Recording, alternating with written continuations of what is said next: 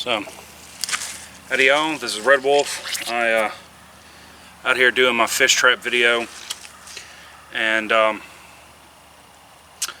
a thought for a little thing I could do right fast. This is my Mork buoy. I got this about 20 years ago now at a gun show.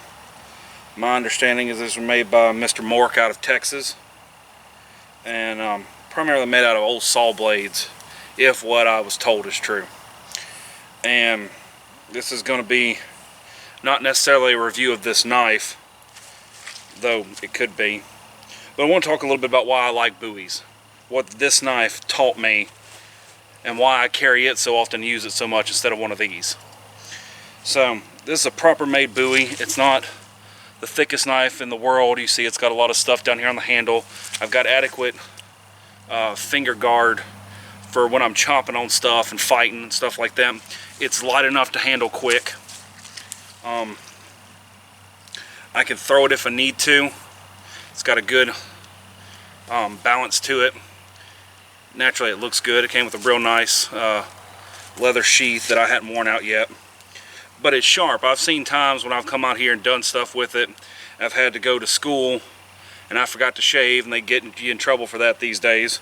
I lick it up real quick on a strop and shave my whiskers before I went into class. Been a very good knife, got a lot of history with this.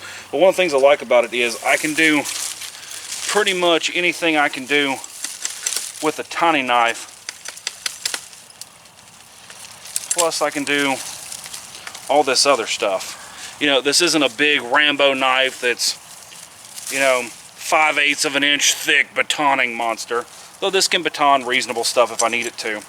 But what I like about it is I can do all this delicate stuff that I can do with a smaller knife, but I can also do stuff like cut the tree down to begin with. You know, I get them in here, a skin game. You can even put a little, one of the original reasons for a lanyard is to attach the string around right here so you can hold this a little bit easier. It's just a lot of misrepresentations of these things. These are originally fighting knives that developed out of butcher knives.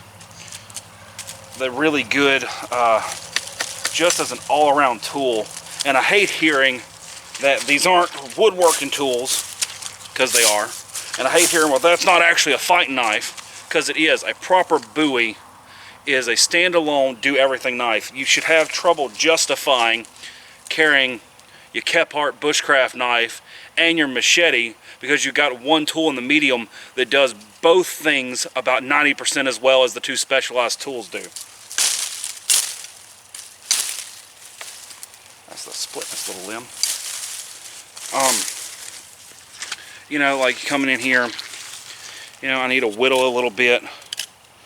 You know, I can do that. You know, we got our notches we want to cut. It's just a really big knife, or I should say buoys, big knives in general, can get in there and do all the same work quick and efficiently without having to have a whole bunch of hardware on your belt. You'll hear some more on this rant at some point. I'm sure I'll do some testing with them to make my point, but that's just a little quick my opinion on things, and I had something in my hands I could show you. So until next time, this is Redwolf signing off.